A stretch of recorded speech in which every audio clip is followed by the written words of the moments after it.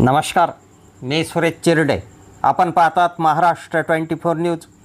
दुचाकी व ट्रॅव्हल्सची धडक, दुचाकीस्वार गंभीर जखमी.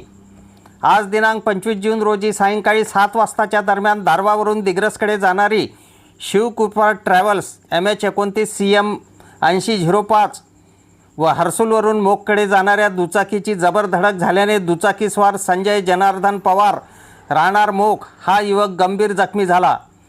प्रथम ग्रामीण रुग्णालय दिग्रस व नंतर आरोग्यधाम हॉस्पिटल दिग्रस येथे संजय पवारला उपचाराकरिता दाखल केले, परंतु प्रकृती गंभीर असल्याने संजय पवार यांना यवतमाळ रेफर करण्यात आले आहे.